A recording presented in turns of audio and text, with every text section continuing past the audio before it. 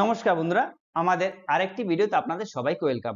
এই ভিডিওর মাধ্যমে আমরা জানার চেষ্টা করব যে ওয়েস্ট বেঙ্গলের এই যে 2026 সালে বর্তমানে যে ভোট হচ্ছে সেই ভোটে কে জিততে পারে।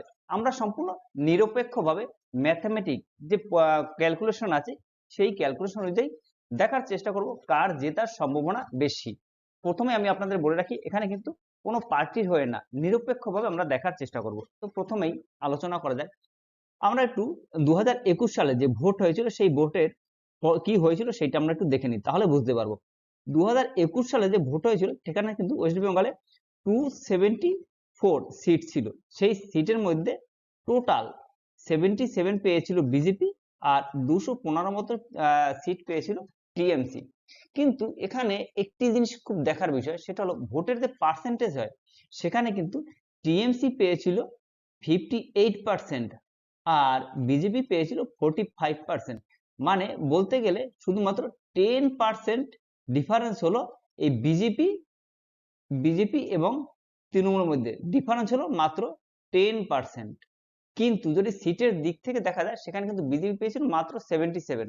এবং এই ওয়েস্ট বেঙ্গলে দেখা যায় যে 40 থেকে 50টা সিট কিন্তু মাইনরিটি। এই যে এটা দেখতে পাচ্ছেন, 40 থেকে 50টা সিট হলো মাইনরিটি।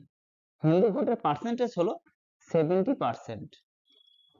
আর মুসলিম ভোটের পার্সেন্ট হলো বলা হয়ে থাকে 30%। এটা কিন্তু আমি বলছি 2011 যে সেন্সাস হয়েছিল সেই অনুযায়ী, সেই রিপোর্টটা আমি আপনাকে বলছি। বর্তমানে কিন্তু 2026 সালে এই 30টা কিন্তু প্লাস 34% হয়ে গিয়েছে। ঠিক আছে, মানে মুসলিম যে ভোটটা ছিল সেটা 30 থেকে 34%, মানে 4% 2011 থেকে বর্তমানে বেড়ে গিয়েছে।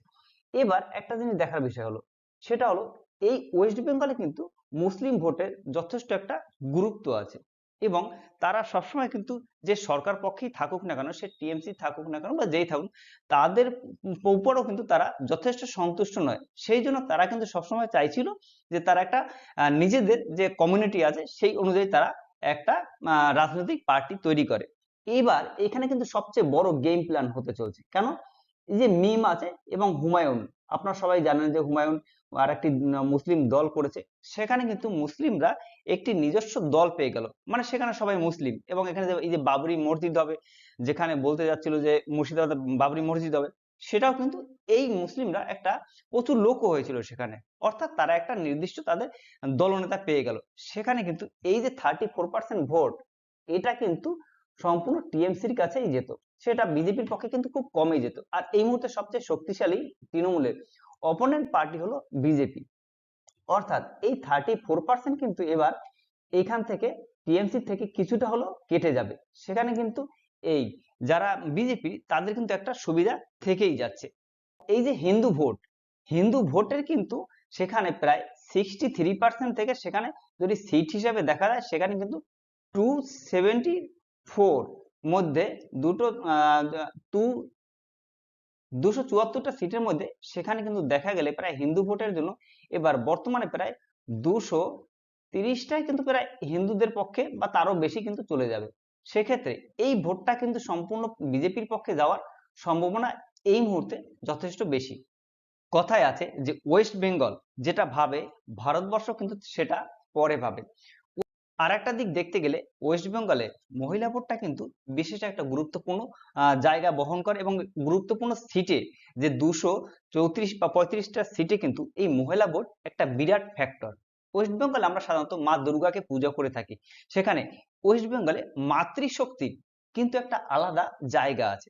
সেই জায়গা থেকে আমি আপনাকে বলছি, ওয়েস্ট বেঙ্গলে মহিলাদের উপর প্রায় 274টা সিটের মধ্যে 230টা সিটের উপর কিন্তু যথেষ্ট প্রভাব ফেলে। আর এখানে কিন্তু বিজেপি বড় একটা বাজি রেখেছে। কি রকম? বিজেপি কিন্তু এখানে একটি গুরুত্বপূর্ণ ভূমিকা রেখেছে, সেটা কি হলো, বলছে যারা লেডিস আছে তাদের 3000 টাকা করে ভাতা দেবে, প্লাস তাদের বাস ফ্রি করে দেবে, প্লাস তাদের যে মাতৃত্বকালীন যে গর্ভবতী মহিলা যারা আছেন তাদেরকে 21,000 টাকা দেওয়া হবে। এর ফলে কিন্তু মহিলা ভোট যথেষ্ট কাছে টানার চেষ্টা করবে বিজেপি সরকার। আর একটা জিনিস আছে ইউসিসি, এটাও কিন্তু 6 মাসের মধ্যে চালু হবে। আপনারা নিশ্চয়ই দেখেছেন যে কদিন আগে মহিলা ভোট নিয়ে সংসদে একটি বিল এনেছিল বিজেপি, সেটা কিন্তু পাশ করতে পারেনি। এরপরে আমাদের মাননীয় প্রধানমন্ত্রী তিনি কিন্তু সংসদে বক্তৃতা দিয়েছিলেন এবং বিবৃতি দিয়ে রীতিমতো তিনি বলেছিলেন যে এই মহিলা ভোটটা কিন্তু এবছরে পাশ করা হলো না, তার মানে পরবর্তীতে পাশ করা হতেও পারে। এই কথা বলেও কিন্তু তিনি অপরপক্ষে যারা মহিলা ভোটার আছেন তাদেরকে কিন্তু কাছে টানলেন।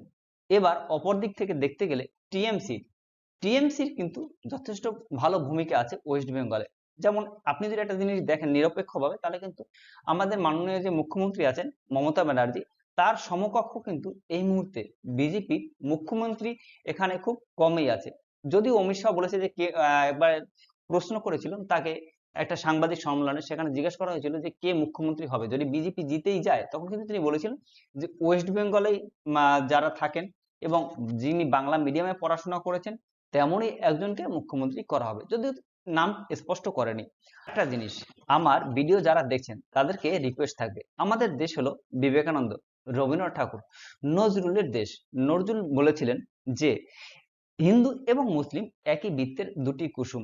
দেখুন এই ভারতবর্ষে কিন্তু বিভিন্ন সময় বিভিন্ন জায়গায় হিন্দু এবং মুসলিম এদের মধ্যে কিন্তু দ্বন্দ্ব লাগানো শুরু করেছে সেই ইংরেজ থেকে। ইংরেজ যখন 1700 খ্রিস্টাব্দ নাগাদ, 1755 খ্রিস্টাব্দ নাগাদ, যখন হাজী মোহাম্মদ মহসিন আমরা বইতে পড়েছি তিনি ছিলেন, তখন কিন্তু ইংরেজদের নীতি ছিল যে হিন্দু তোষণ এবং মুসলিম বিদ্বেষ।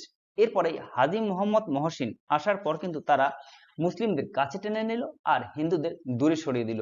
এই ইংরেজরা জানতো যে হিন্দু এবং মুসলিম এরা যদি একই দেশে হয়ে যায় এবং মিলে থাকে তাহলে কিন্তু তারা রাজত্ব করতে পারবে না। অতএব এই হিন্দু এবং মুসলিমদের মধ্যে ডিভাইডেড যেটা আছে সেটা কিন্তু এই ইংরেজরা বীজ পুঁতে গিয়েছিল। অর্থাৎ দিনের শেষে সবাইকে আমাদের মনে রাখতে হবে এই রাজনীতির চক্করে না পড়ে আমরা সবাই মানুষ, এবং এই রাজনীতির মতভেদ পার্থক্য থেকে বেরিয়ে এসে সবাইকেই মানবতার দিক থেকে সবকিছু দেখতে হবে।